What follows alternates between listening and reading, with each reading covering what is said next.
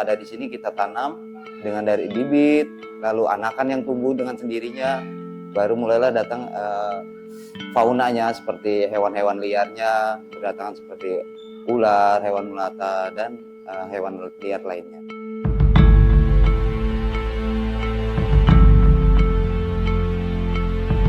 Keberadaan lebah itu sangat penting ya untuk keberlanjutan ekosistem, pertanian dan kesehatan manusia juga dari hasil madunya.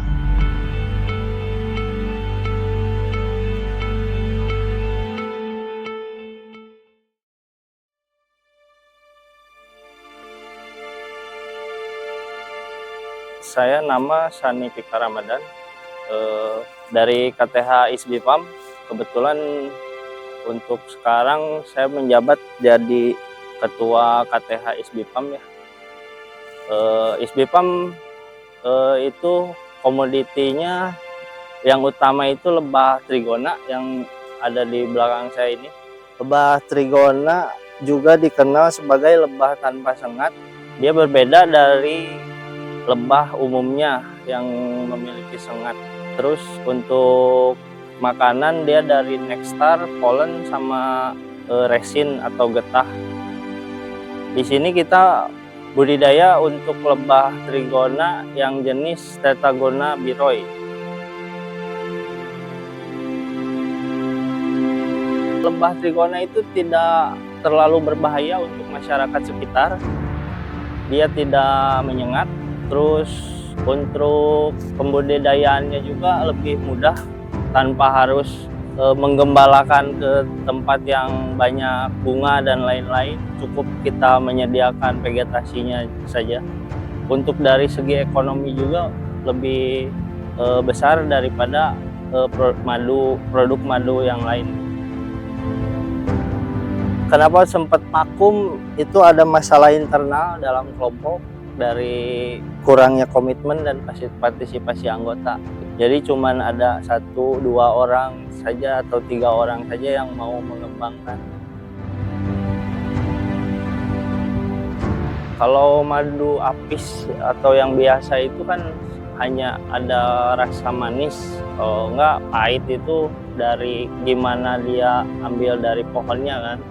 Tapi kalau untuk madu trigona itu dia ada rasa asam juga, ada pahit juga, ada manis juga. Jadi terus tidak terlalu kental kalau untuk madu trigona itu. Warnanya juga agak tidak terlalu kuning dia kalau dia. Sejarah awal mulanya itu pertama pas kita dari COVID, untuk kegiatan kan kita tidak bisa terlalu rutin, makanya kita berpikiran dari trigona itu bisa hanya seminggu sekali kita mengurusnya gitu.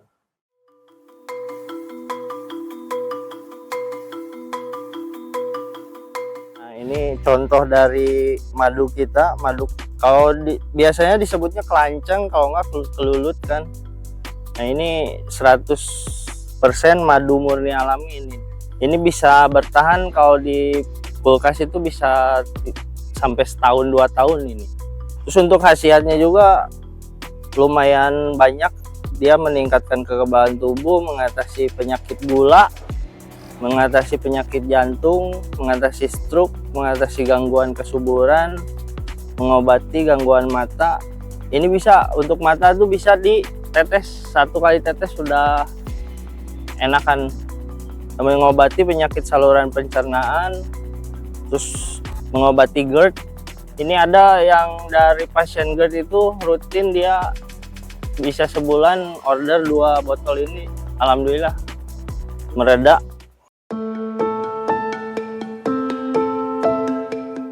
Nama saya Abdul Halim. Saya di Dinas Pertamanan Lingkungan Kota itu masuk di tahun 2016 sampai saat ini. 2016 itu kita masih bersama dengan DKPKP, lalu tahun 2020 itu 2019 dan 2020 itu di Dinas Kehutanan, 2021 sampai sekarang itu di Dinas Pertamanan dan Lingkungan Kota. Saya di sini bertugas sebagai perawat taman dan pohon. tugas saya itu memelihara dari ekosistem sekitar, jenis pohon-pohonnya, dan kebersihannya. Ya intinya perawatan, maintenance.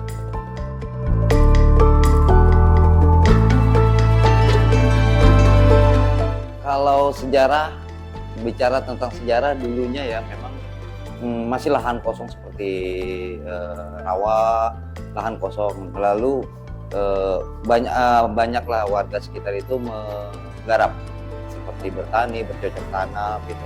Lalu mulailah satu orang membuang sampah, dua orang membuang sampah, akhirnya banyak sampah menggunung, membesar itu. Jadilah tempat sampah akhir, TPA ya, tempat pembuangan akhir itu. Sebelum ada di Bekasi di sini dulu. Lalu di tahun 1986 itu mulailah warga sekitar mengeluh, sehingga ya Pemda setempat itu mengambil alih dengan adanya pembebasan lahan. Lalu di tahun 96 itu baru keluar SK-nya.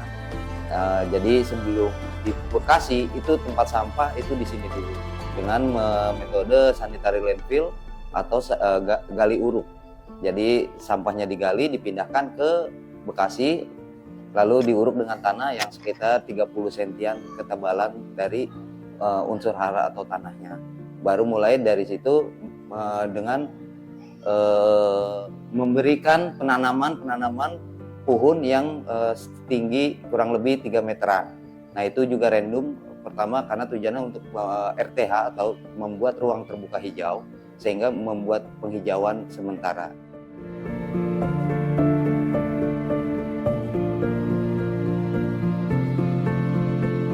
Dulu belum ada kita seperti membuka untuk pariwisata atau untuk berkunjung ya. Cuma dulu itu setelah terjadi penanaman ruang terbuka hijau, cuman belum jadi pariwisata itu banyak warung-warung di sekitar area danau itu yang liar, sehingga tidak tertib. Seperti malam itu mereka masih berkegiatan, sedangkan malam di sini kan namanya baru ruang terbuka hijau itu masih liar.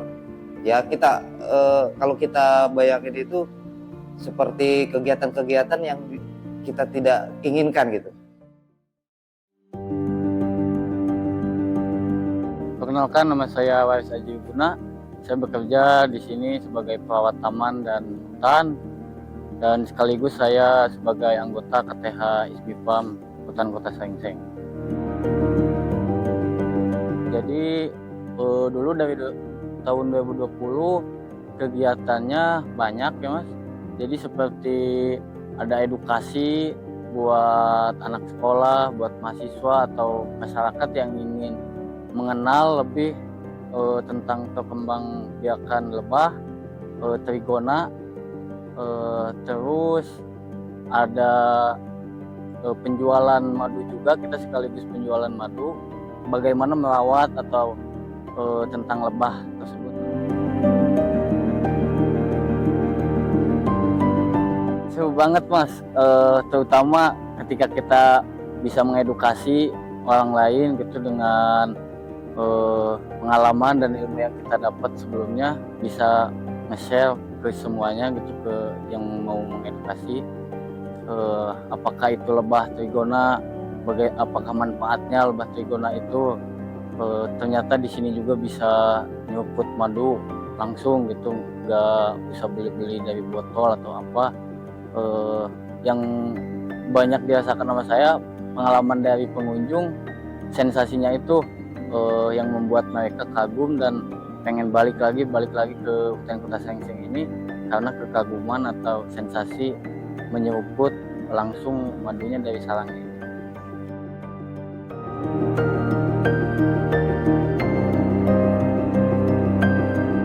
Kalau hambatan sih seperti kayak kenakalan sih, lebih kenakalan dari masyarakat sekitar juga. Kadang ketika lagi edukasi atau lagi nggak kekontrol lebahnya, kadang-kadang masyarakat sekitar berani gitu menjarah kayak ke area lebah-lebahnya, mengambil lebahnya dengan cara yang salah gitu, mengambil langsung madunya, hingga si lebah itu jadi tidak betah dan mengakibatkan bisa punah juga karena kelakuan kayak iyalah kalau bisa disebutkan anak-anak SMP, anak-anak SD gitu yang suka inilah masyarakat sekitar sini. Dan sangat disayangkan juga dari masyarakatnya seperti nimbun asap sembarangan gitu, jadi mengakibatkan kepunahan untuk lebah tersebut. Harapan kita untuk mengedukasi lah, yang utamanya itu untuk mengedukasi mahasiswa, mau anak SD, SMP, SMA, anak sekolah semua, dan masyarakat yang di sekitaran hutan kota Srengseng juga gitu, bahwa ada di sini budidaya lebah gitu di Jakarta, dan satu-satunya mungkin ya bisa saya klaim insya Allah gitu, karena yang lain itu katanya adanya yang paling deket paling di Bogor gitu. Makanya ini saya juga sedih kenapa bisa vakum, karena yang di Jakarta itu cuma ada di sini gitu. Itu aja paling harapannya bisa memperkenalkan lebah trigona ke masyarakat di Jakarta. Rencana terdekat mungkin merenov lagi tempatnya, sama yang kedua mungkin mencari anggota yang lebih kompeten untuk ini lebah. Soalnya untuk sekarang susah untuk mencari orang-orang yang kompeten dari edukasi lebah itu.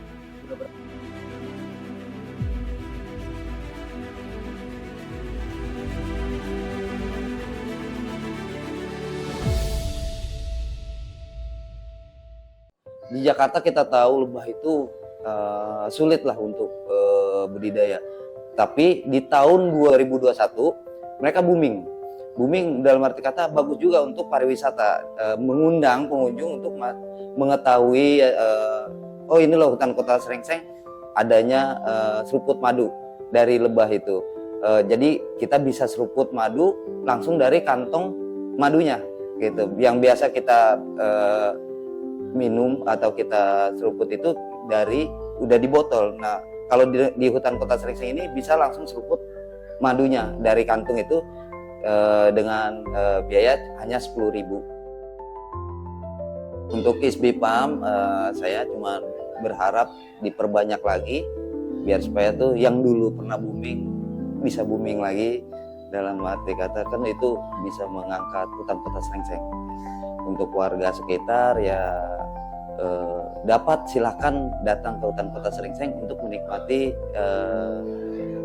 seruput madunya. Dan pesan saya untuk pengunjung yang datang, tolong dijaga kebersihannya, karena kita sebagai perawat taman dan pohon atau pemeliharaan hutan itu ya tidak sepenuhnya, tidak 100% itu dapat menangani semuanya. Tetapi kita berusaha semaksimal mungkin untuk dapat melayani, mengerjakan kewajiban tugasnya dengan baik. Itu usaha kita dalam menjalankan tugas. Untuk masyarakat atau mahasiswa pun yang ingin budidaya lebah, terlebih dahulu saya sampaikan, saya amanatkan, pertama-tama sebelum membeli setup lebahnya itu atau ingin membudidaya lebah di suatu tempat, otomatis kan ada bahan pakannya dulu nih buat lebahnya. Perbanyak dulu vegetasinya, mau ada pohon alpukat, pohon mangga, atau buah-buahan kayak air mata pengantin, atau bunga matahari, atau santos temon. Intinya yang mempunyai sari-sari makanan untuk lebah, dan dari pohon-pohon untuk getah-getahnya itu tuh buat ngebangun sarang lebahnya itu. Jadi pas ketika kita udah mencoba satu setup dulu lebah nih di depan rumah kita, kalau bahan pakannya udah banyak, jadi pas lebah datang itu, jadi si lebah tidak kaget, udah langsung nyaman. Oh ini di sini ya banyak makanannya nih, kita berkembang biak di sini aja. Karena jangkauan lebah itu hanya sekitar berapa gitu, 10 meter kalau nggak salah, 10 meter balik lagi. Kalau dalam jangka 10 meter tidak ada bahan makanan, udah antara punah atau kabur gitu kan. Saya dan anggota yang lainnya sekaligus ketua mungkin sebelum saya diskusi juga, tapi saya terbuka, KTS BIPAM ini terbuka untuk semuanya yang ingin masuk, karena visi dan misi kita ke depannya, kita pengen membangun KTH yang mandiri dan sejahtera gitu Mas. Jadi ayo kita bangun bareng-bareng lagi, gak ada yang tidak mungkin. Ini bukan masalah punah atau tidak punah, tapi bagaimana kita ingin membangun kembali yang sudah punah ini nih. Karena sesuatu tidak mungkin tidak akan berhasil lagi kalau tidak kita coba lagi.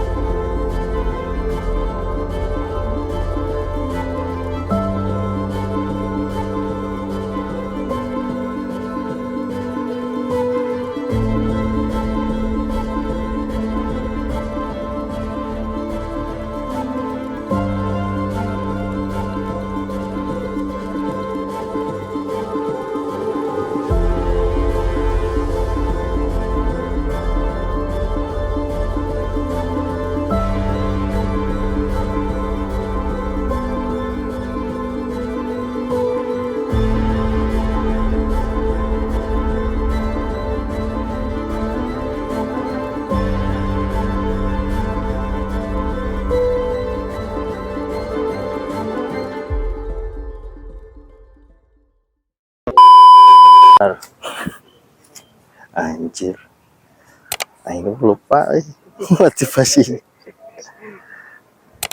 Dah, mana ya?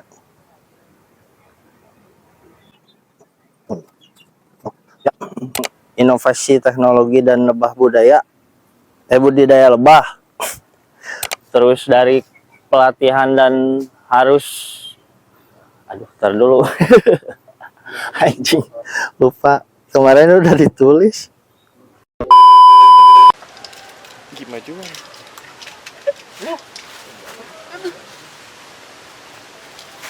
Wah kita keserang. Keserang. Aduh, asli bisa Guys, keserang guys. Guys, keserang. Keserang. Akang juga udah gak kuat. Banyak banget. Ayo lu.